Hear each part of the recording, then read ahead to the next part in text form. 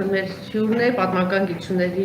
դոկտոր Ռուբեն Մելքոնյանը։ Բարև ձեզ, պարոն Մելքոնյան, շնորհակալություն, որ համաձայնեցիք այս զրույցին։ Եթե ամիսներ առաջ մեզ ասենք, որ նման կարգի հարց է քննարկվելու, օրինակ, այս կամ այն տարածքը ինչքանով է հայկական, թերևս լուրջ չընկալվեր, բայց այնպիսի զարգացումներ, իրադարձություններ են մեր երկրում տեղի ունենում, որ աբսուրդային, հա, որ մեկ էլ առաջին դեմքերը հանրությունը, ժողովուրդը, չգիտեմ, սկսում է պաշտպանվել մեր առաջին դեմքերից կամ մեր տարածքները պաշտպանել առաջին դեմքերից, որ օրինակ կապված Շուշիի հետ։ Ինչ տարածք է, ես չգիտեմ, դեսեք նմանվում է բանի պատմության դասաժամին, հա, ինչ որ բաներ պիտի հասցնենք հանրությանը, ինչու ոչ նաև հասցնենք առաջին դեմքերին, ինչ տարածք է Շուշին, երբ է ազատագրվել հայրով, ինչքանով է բնակեցված եղել, ինչ ջարդեր կոտորածներ են տեղի ունեցել եւ գանք այդ իր մատնանշած բազմաչարչար դեպի 90-ականները, խնդրեմ։ Դեք հիմա զարմանալու շատ բաներ են տեղի ունենում եւ ցավոք սրտի դրանք արդեն չակերտավոր զարմանալ են, որովհետեւ մեր երկրում անցել են տաբուների որոշակի շղթա եւ ցավոք սրտի հասարակության մի մասը իշխանությունները հատկապես անցել են այդ սահմանները եւ մենք հիմա գտնվում ենք նաեւ մեր արժեքների տոտալ այսպես ոտնահարման փուլում եւ բնական է որ այդ կոնտեքստում պետք է որոշակի հարցեր առաջանային նաեւ որոշ տարածքների հետ կապված, բայց կոնկրետ գալով հարցին Շուշիի հետ կապված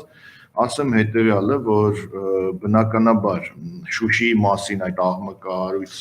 հայտարարությունից հետո գիտական շրջանակներում իմ կարծիքով առաջին բան երևի երկակի է արձագանքը ինչու Առաջինը հետևյալն է, չի կարելի մեկնաբանել բացահայտ տգիտությունը, այսինքն մի գիտնականների հետ կապված, գիտնականները միգուցե իրենց պատվից ցածր համարեն մեկնաբանել կամ բանավիճել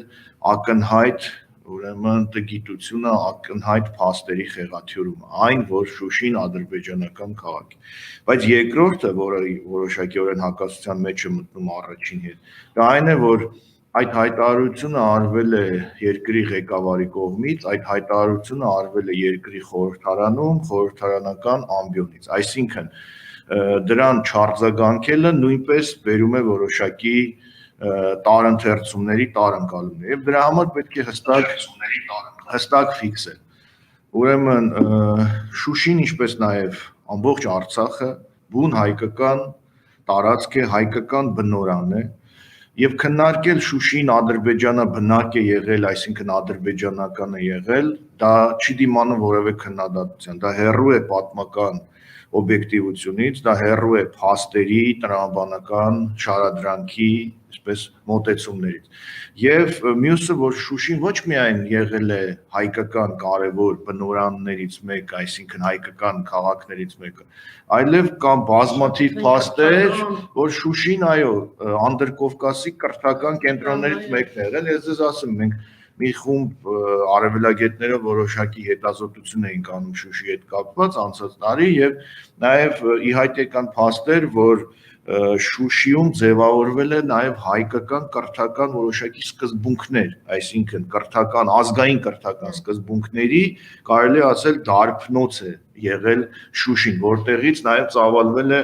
հայկական տարբեր կրթօջախներում այդ սկզբունքները, այսինքն խոսել այդ մասին Շուշիի պատկանության հարցը վերցնել կասկածի տակ, դա բացահայտ փաստերի խեղաթյուրում է։ Երկրորդ այս հարցի, եթե կարելի ասել, քաղաքական ենթատեքստը, թե ինչու է արվում նման հայտարարություններ։ Գիտեք, այստեղ մենք նույնպես բախվում ենք պատասխանատվության զգացողության պակասի հետ։ Պարոն Մելքոնյան, մինչև այդ հարցին անցնել, ես խնդրեի դուք թվային բանով ներկայացնել, որ 20 թվակ ճիշտ կարծեմ 100 տարի առաջ այնտեղ տեղի ունեցել ջարդ։ Այսինքն այս ներկայացեք ինչքան դրանք ակնհայտ փաստեր են, նույնիսկ մարտահամարի տվյալները դրված է, որ Շուշին 19-րդ դարում մեծամասնությունը բնակչության եղել են հայեր, բնական է, որ հայ թաթարական բախումների ժամանակ Արցախում հայերի ցեղասպանության ժամանակ, ինչպես այլ բնակավայրերի, այնպես էլ Շուշիի բնակչությունը եղել է թիրախում։ Շուշիի բնակչությունը ենթարկվել է ցեղասպանությունների, Շուշիի բնակչությանը պարտադրվել է արտագաղթ, բայց դա չի նշանակում, որ Շուշին կորցրել է իր հայկական դիմանկարը։ Նույնպիսի արտագաղթ, նույնպիսի ցեղասպանություններ իրականացվել են Վանի հայության դեմ, Մուշի հայության դեմ, այլ տեղերի հայության դեմ, բայց դա չի նշանակում, որ մենք կամ որևէ հայ բարձրաստիճան պաշտոնյա երբևէ վիճարկել է Վանի հայկական պատկանելությունը, մանավանդ օրինակ Վանում ապրում է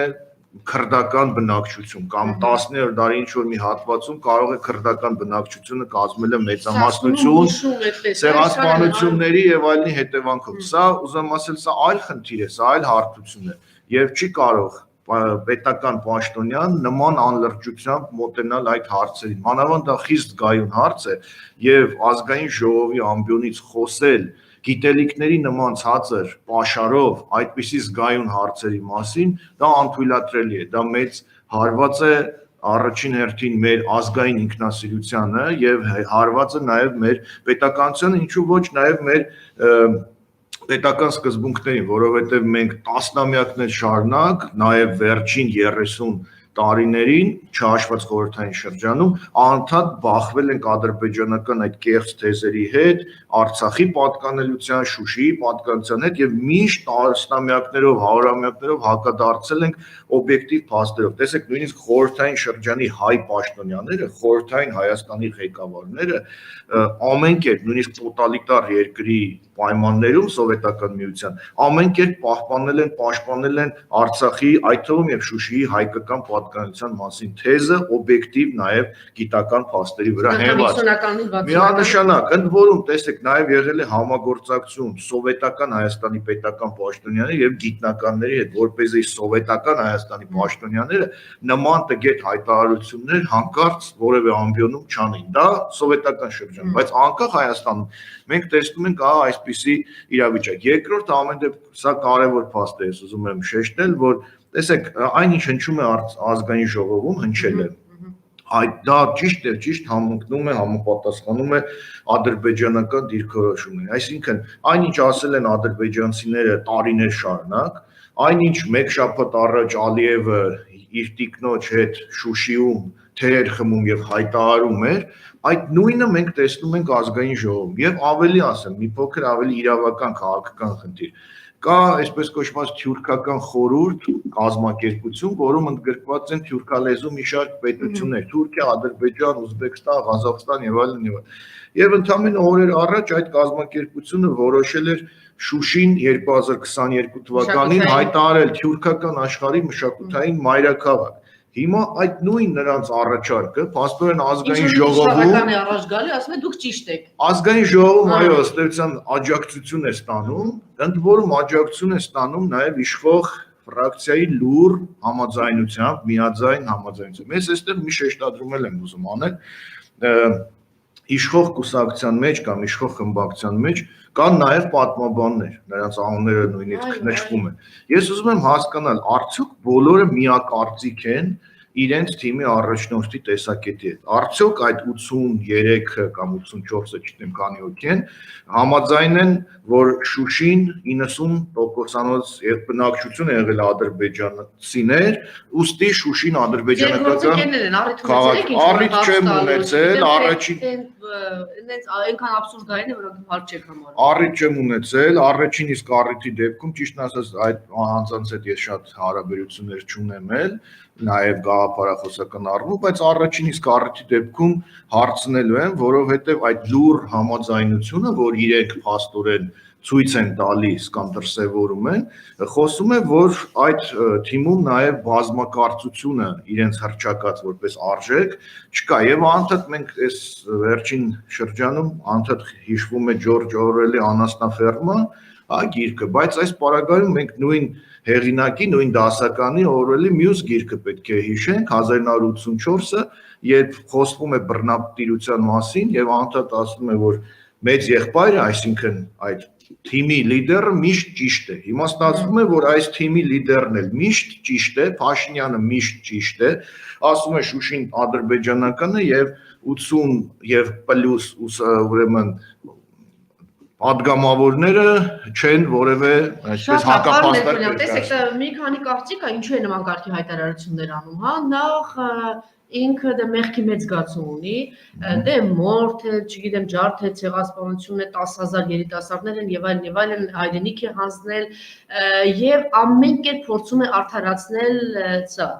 Մեկ այս կարծիքը կա, հա։ Մյուս կարծիքը օրինակ երեք տիկին Լարիսա Ալավերդյանը այստեղ էր, ասում է զարմանալու ոչինչ չկա, որտեղ իրականում ինքը եւ դրա գաղափարակին է եւ դրա հոգեկերտվածքի հա կրողն է եւ արժե համակարգի կրողն է, այդ մարդուն խորթ է այդ ամեն ինչը։ Հայկական ամեն ինչը խորթ է եւ Հայաստան, Թուրքիա, չգիտեմ, Հայաստան, Ադրբեջան, ինչ որ մի հատ գլոբալիստական կամ անհասկանալի մի տեսակ է որակ է, որի հիմքերը ինչու ոչ նաեւ 90-ական ինչ որ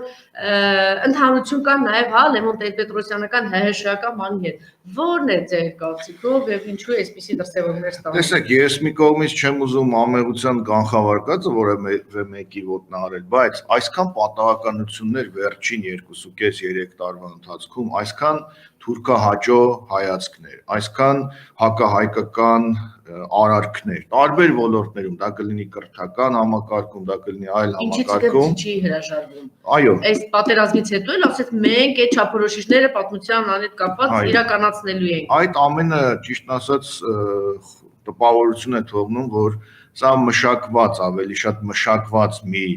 գործընթաց է, քան թե պատահականությունների շղթա, որովհետև սիստեմատիկ կերպով հարվածում են մեր ազգային, մեր պետական կարևոր ինստիտուտներին, դրանց հիմքերին։ Եվ այս վերջին հայտարարությունը նման օրինակներից մեկն է։ Գիտեք, զսպող որոշ մեխանիզմներ պետք է լինի, որ պետության ղեկավարը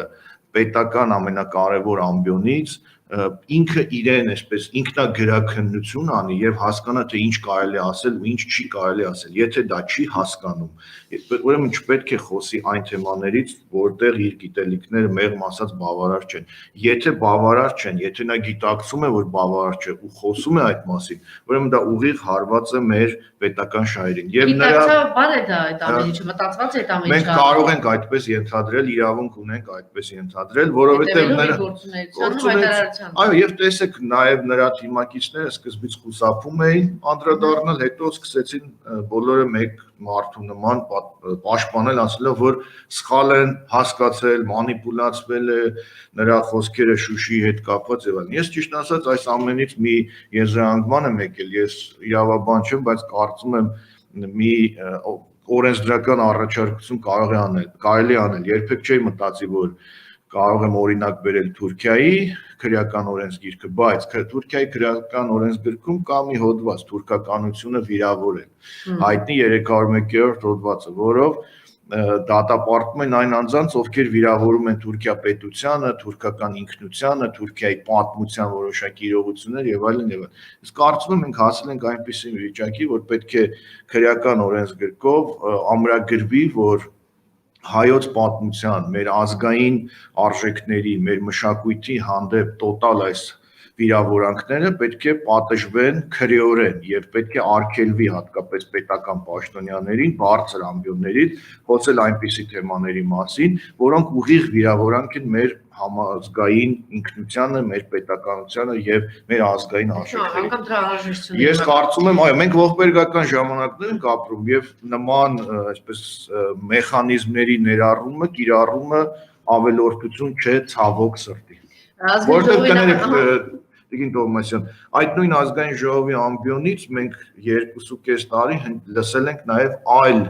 ուրեմն մեր ինքնությունը, մեր ազգային արժեքները ոտնահարող, վիրավորող հայտարարություններ, որ հայրենասիրական երգերը դրանք վտանգավոր են, որ կան լավ թուրքեր, որ Թուրքիայի դրոշը այրելը հանցագործություն է, որ Թուրքիան չի միջամտի Ադրբեջանի սադրանքին եւ բազմաթիվ այլ խնդիրել էլ չեմ խոսում տարատեսակ կոնվենցիաների մասին։ Հիմա արդեն որ կոմունիկացիաների մասին, հիմա մենք դրա մասին խոսենք։